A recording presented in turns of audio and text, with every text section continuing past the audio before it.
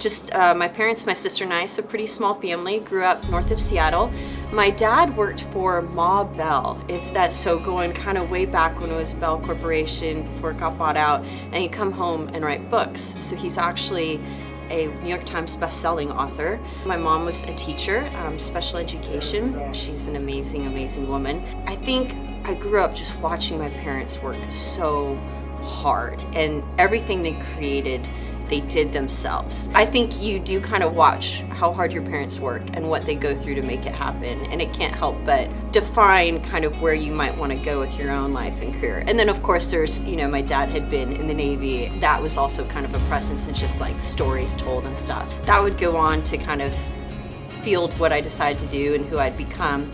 I was a very active kid. I ended up running very competitively. And so kind of the idea of necessarily just sitting still in one place didn't also particularly suit me.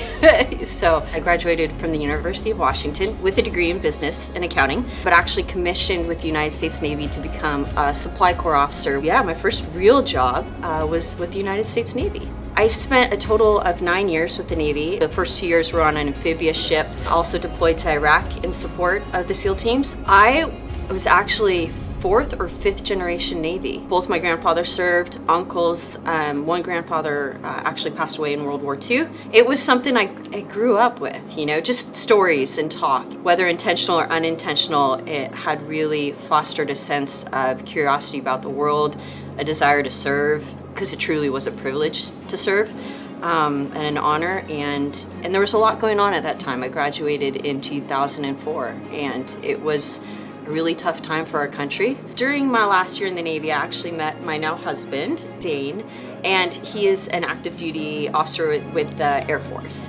And that really kind of starts to define what happens when I leave the Navy, in so much as a military spouse, whether you like it or not, you're a bit along for the ride.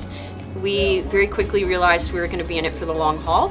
We got married, and as I got out of the Navy, he was stationed at the Pentagon, and so we moved to Washington, D.C.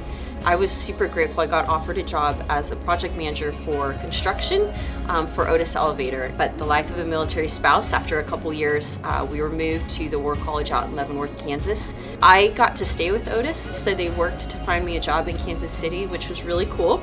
We moved yet again, and we got stationed in Italy. The NATO Status of Forces Agreements prohibits spouses from working, even if it's remotely. So I was what I call fun employed. It was lovely, I'm not gonna lie. It was a great 2 years. My son was born actually in Italy, so it was fantastic. I got to be a stay-at-home mom, and I also did get my master's during that time in international relations. And then we moved again. At that time, my husband picked up command in San Antonio. I had sought sort of safety, as it were, and became a contracting specialist for the Air Force. And I know this is gonna surprise you. We moved again, and so finally, he's at Joint Base Lewis McChord, so that is just south of Seattle. So we were back home in Washington State. Throughout that, for a number of years, we'd been investing in real estate personally. After I got out of the Navy, we had actually started investing down in the Virginia Beach area. Just real small, small little townhomes, what we could kind of save up as a down payment.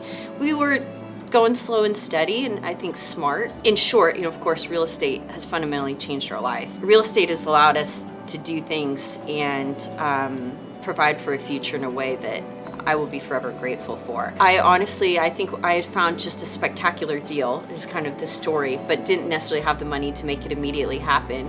And simply through a bunch of Google research and kind of reviews, I found Trius, and I reached out to Dave, and that was the last phone call I made, because it was such a good phone call, and it worked out. Steve told me we've done now 9 deals, and then I'm sitting in this chair, so it's definitely worked out. But I've always felt so strongly about Trius since that first deal, that first day. What Trius offers, I think, to customers, borrowers and investors, lenders, is a service I obviously just fundamentally believe in. What we do is actually change neighborhoods. We fix things, we make them better.